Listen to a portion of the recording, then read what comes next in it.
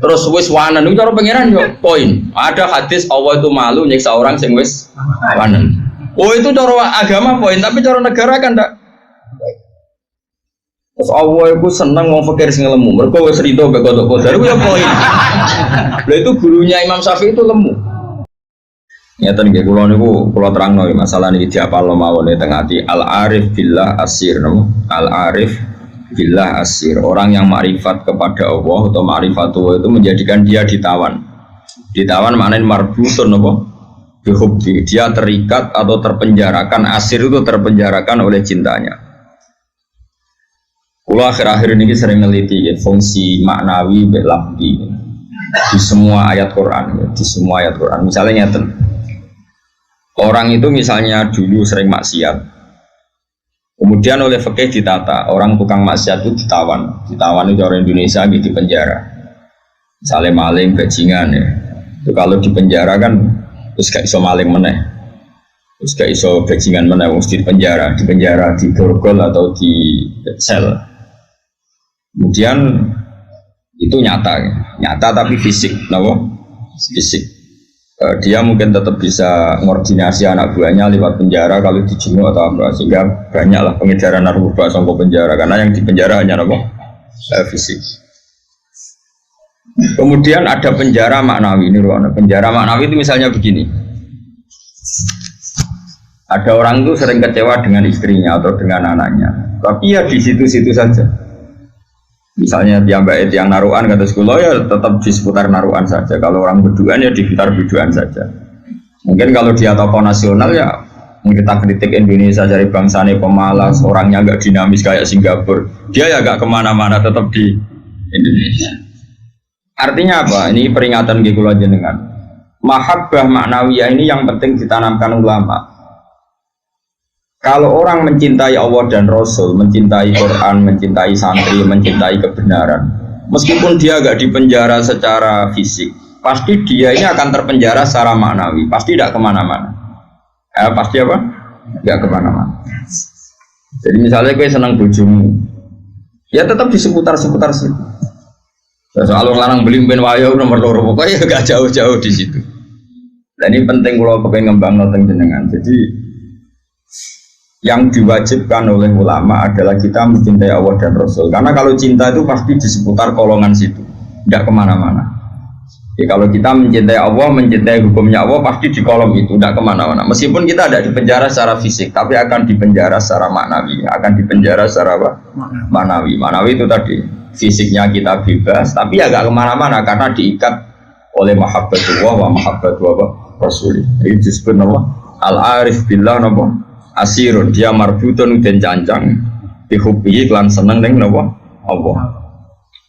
Nah cara kula ya, sebanyak mungkin umat Islam itu punya seperti itu dalam banyak hal, sehingga kita itu tidak perlu lagi penjara fisik. Ya saya ulang lagi, kita tidak perlu lagi penjara fisik. Penjara fisik itu repot, selain tidak efektif juga. Ya juga tadi ya, kalau berko penjara ya potensinya ya kembali lagi. Tapi kalau orang itu hatinya bisa dipenjara oleh mahabbatullah wa rasul itu luar biasa. Lalu disebut walladzina amanu asyaddu hubbal lillah. Karena kula nu sering sinau banget. Boten trimo sering sinau banget. Itu di situ ada keterangan begini. Ini cerita wong wedi ambek bapake misalnya, iku ya ora wani marek. Seneng banget, iku ya ora wani marek. Itu ada, ini cerita orang normal kan, orang normal itu serahkan itu. Misalnya gini, kamu wedi ambek ibumu ya ora wani marek, seneng banget ya ora wani. Itu yang dilakukan Sayyidina Ali ketika ditanya, kenapa saya tidak melihat engkau makan bersama ibu kamu? Kata Sayyidina Ali, takut saya kalau ibu saya misalnya pindah ibu ayam goreng sudah punya rencana itu kedisian tak jubok aku ya, tengah elek kan lah mangan bareng ibu kan. Nah artinya apa? Ya seneng ya marah rawani awal karena takut misalnya itu kan. Kenapa kamu tidak pernah makan bersama ibu kamu? Jawab jadi nanti takut ibu saya di hidangan itu seneng misalnya dalam konteks Indonesia seneng apa ayam goreng juga serobot.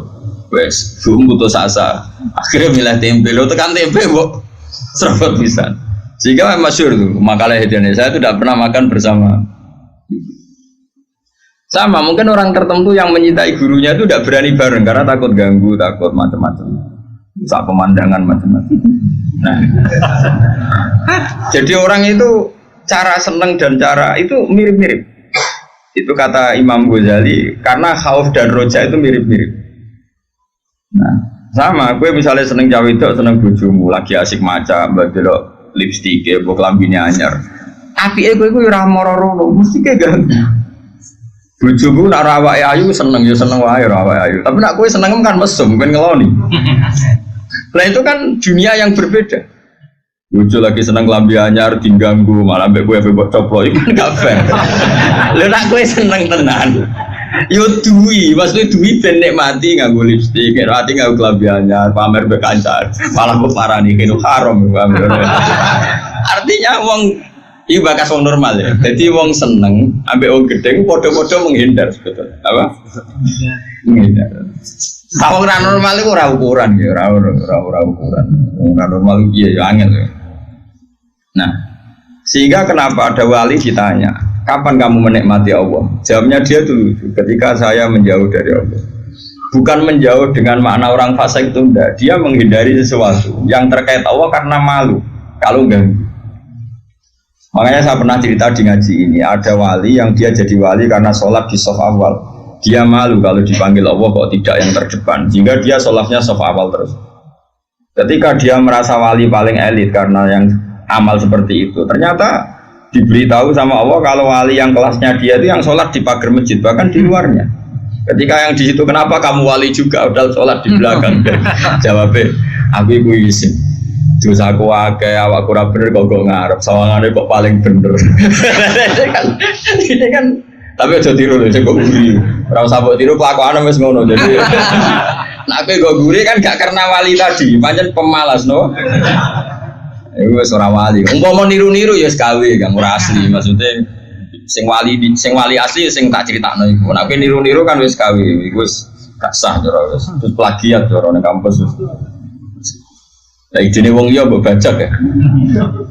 Jadi wis ra iso niru kan ya mergo nek aku guri niru kula isin Gus Wan pengira nggo arep plagiat gitu cara kamu wis gak sah.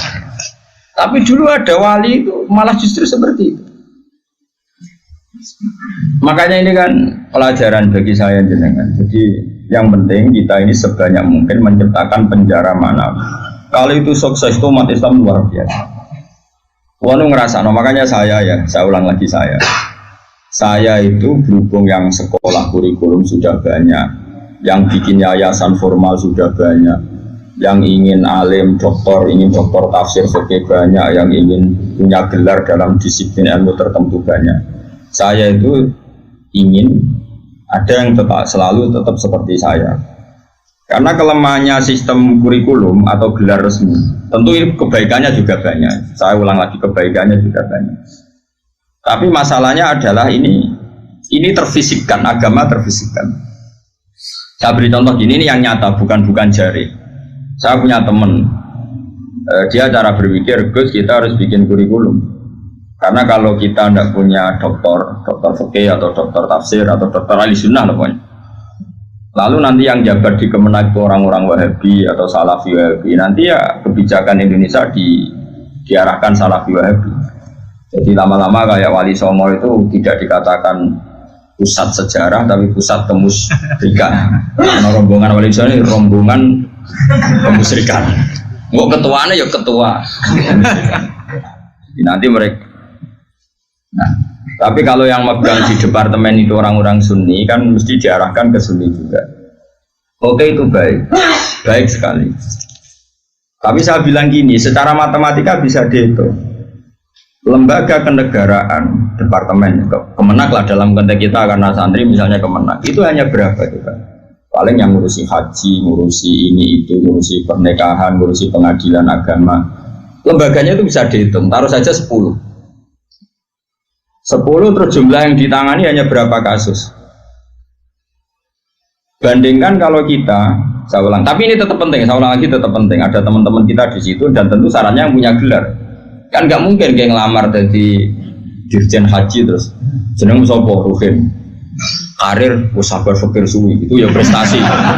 Itu kan poin, cara pikiran poin, tapi cara negara kan enggak. Oh, cara pikiran poin, Kang nyabari nasib suwi itu cara pikiran poin. Terus wis wanen itu cara pikiran yo poin. Ada hadis Allah itu malu nyiksa orang sing wis wanen. Oh, itu cara agama poin, tapi cara negara kan enggak. Terus Allah itu seneng wong fakir sing lemu. Mergo wis rido mbek kodok-kodok iku ya poin. Lha itu gurunya Imam Syafi'i itu lemu.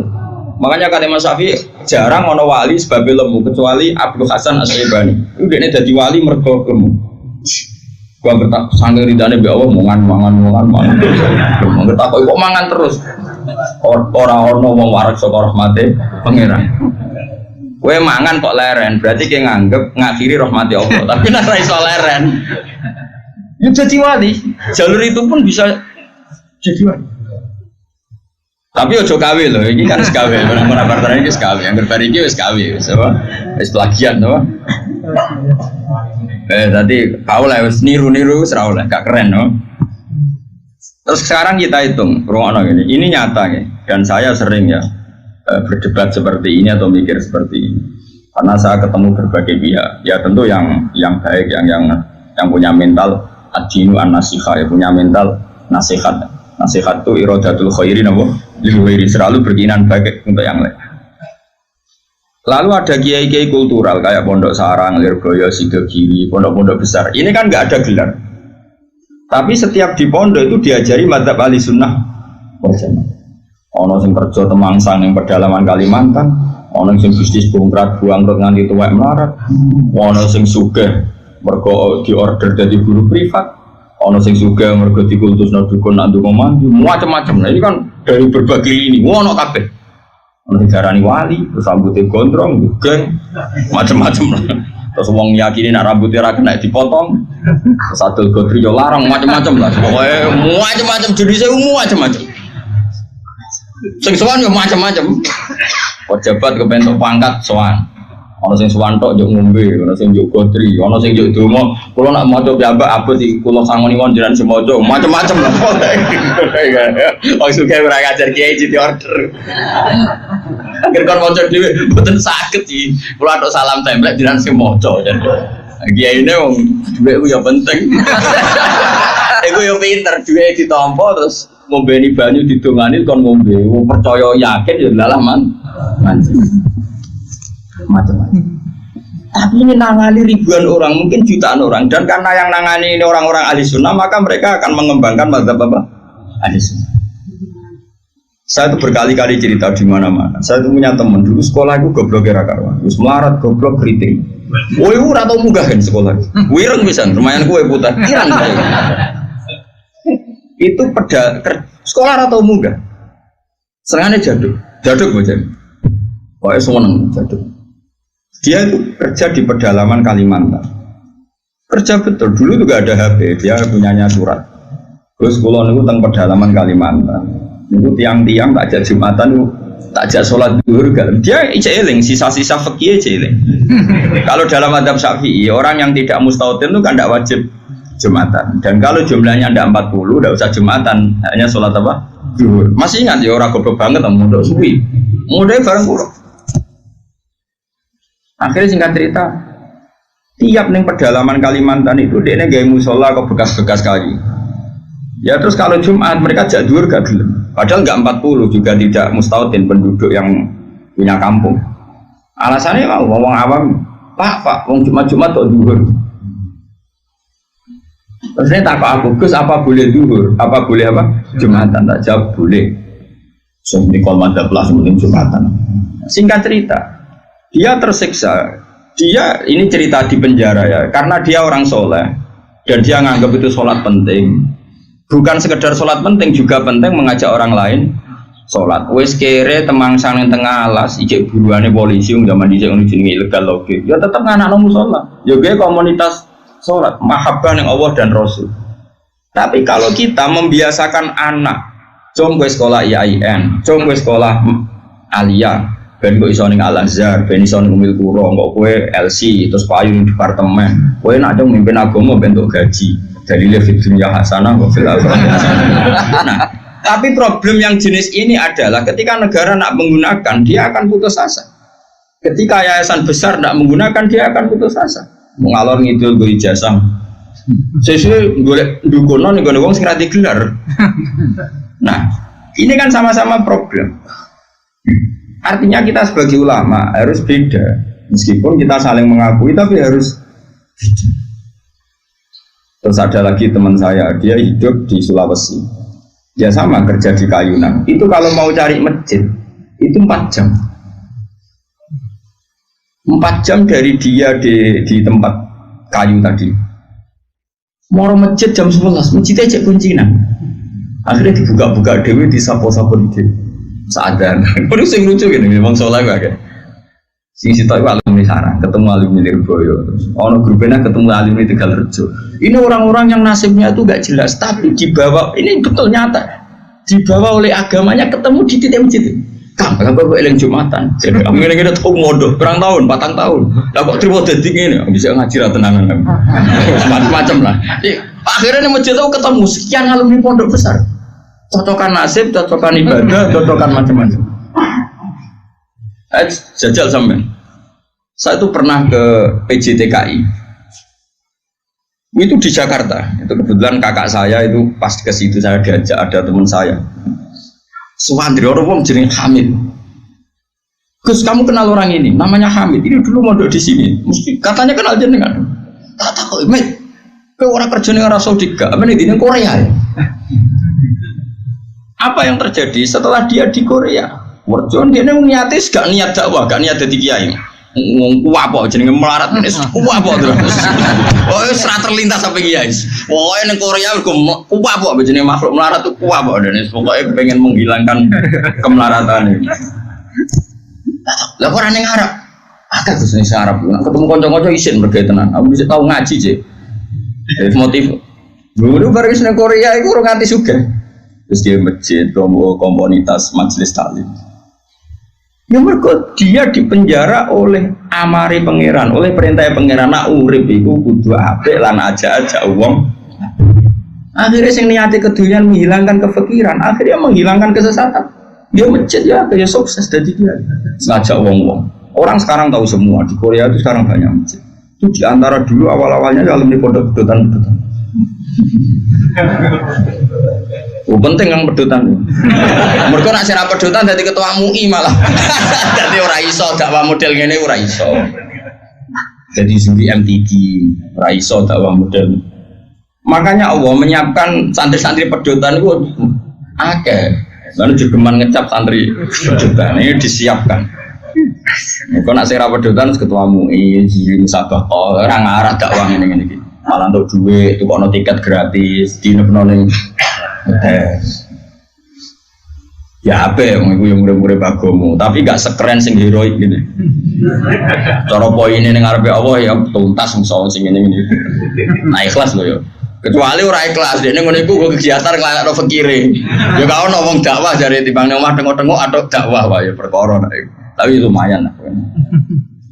Singkat cerita gini, ini yang perlu jadi madhab saya dan saya fatwakan terbuka seperti ini. Andai kan semua orang dipenjarakan oleh cintanya kepada Allah, kamu gak usah khawatir hidup di mana-mana, pasti dia akan ngurip-ngurip agamanya. Aku kan ngene-ngene ku kiai, anak kiai, murid kiai, dan tahu betul seperti itu. Saya punya teman sekarang jadi DPR provinsi di Kalimantan, itu orang Bali. Dulu ngaji sorokan mungkin sama saya di Sarang. Dia alumni Pondok Sidogiri. Itu bapaknya keluarga besarnya bakul sate. Kembali itu niati adul sate. Ya santri pedotan. Oh, mereka pedotan ketemu ini. Yang ngeduro maksudnya sesuai kelas masing-masing. Bareng bakul sate sukses ngajak ponakane, ngajak tanggane. Tahu-tahu kampung situ jadi komunitas Madura. Karena jumlahnya signifikan, bikinlah masjid. Setelah ada masjid, terus gak kepikiran anak bakul sate di pondok di Sidogiri. Karena di situ sudah ada komunitas Muslim. Ono majelis taklim, ono muslimatan, patayatan, macam-macam. Pondok itu kira anaknya kebenaran, mungkin karena barokahnya dakwah. Anaknya alim, cerdas. Macam ini bisa, kosongan bisa. Di situ kiri tamat masih mondok lagi ke sana. Langsung tingkat berapa dulu yang ngetes saya dulu? Ya langsung alim. Coba Jadi artinya gini loh, orang-orang yang dipenjarakan oleh mahabbatullah wa rasuli, kere yo gawa agama, suga yo gawa agama, temangsang yo gawa, kemana-mana bawa. Lalu lucunya kita sebagai pakar agama malah membatasi, cung sekolah sing ono gelar, ben iso dadi ngene dadi. Ini menurut saya pembatasan, tapi tetap boleh. Saya ulang lagi tetap boleh. Nek sing bakate di gelar ya gelar enggak apa-apa. Tapi harus ada ulama yang kayak saya. Lah pula mungkin suatu saat mungkin bisa saja Hasan nanti punya gelar enggak masalah. Bisa saja anak saya nanti enggak masalah. Tapi tetap tak cekoi pikiran seperti ini sehingga kalaupun punya gelar, gelar itu tidak mengikat hanya membidik departemen atau yayasan tertentu. Tetap yang dibidik itu dakwah ilallah wa ila rasul. Ini penting dan saya akan berkali-kali ngomong gini terus sampai saya mati. Bila perlu matiin aku wali sing urip tak peduli. Asal sing urip ya wali pisah. Kan ono sinyale lah nara wali kan angel petuane. Kan gak sambung. Sinyale beda. Sing wali padha waline iso calling-callingan dengan sak gambare. Sing ora kan wis berat. Enggak, wali ku kelas kan. Wali ku beda. Kaya Nabi Yakub, Nabi Yusuf itu manusia digoda Zulaikha meh tertarik, bareng meh tertarik mulai rontok sawat ke bapake tewah kok. Padahal bapake ning Syria ning Kanaan, Nabi Yusuf bedane ning Mesir. Iya gitu. Bapake ning Syria, gawe kepae ning Palestina. Nabi Yusuf kegoda Zulaikha ning tewah kok bapak. Anake Nabi kok. Lah kowe sing nabok sapa ra demenan. Ora ono sing nabok. Bapakmu ra wali, kowe ra wali, lingkungane ya ora wali. Mulane dadi ngene iki sampe. Semuanya agak menunjang. Ya, tapi pangeran ngersakno rahmat Allah Jembar jute ya udah apik. Buat jalalan ngalor ngidul kok kita apa iki? Nasohin belebat ngalor ngidul. Nah menurut saya yang penting sekarang adalah menciptakan mahabbatullah wa mahabbatu rasuli secara permanen itu jadi malakahnya, mentalnya, darah dagingnya sehingga hidup di mana-mana itu ilallah wa ila rasul. Apalagi kita dalam konteks Indonesia, orang tahu semua lah, kalau Islam ke Indonesia itu dibawa oleh pedagang, semua sepakat mengambil gelar pedagang. Ada pedagang dari Gujarat, dari India, dagang di Indonesia. Niatnya dagang rempah-rempah, ya kepengen sugih. Tapi mereka ini santri, mereka ini orang ora iso golek donya tok ora iso, tetep nang aja akhirnya ngajarkan Nggih betul. Itu pedagang apa kiai? Pedagang apa ketua MUI mereka di apa dokter fikih ndak, apa dosen IAIN ndak, apa kiai sing dibenom negara ndak. Ya pedagang ya wong kedonyan nih. Mulane harapan kowe kedonyan iki cek tinggi. Tapi asli kedonyan probleme iku asli. Maksudnya iku biasa golek donya tok ora ngurusi agama mulai sing kasus itu. Itu yang bawa Islam ke Indonesia mbok kira siapa? Pedagang. Terus sekarang jadi Islam seperti ini, ada wali songo, ada apa. Pertama yang bawa Islam itu pedagang, bukan kiai.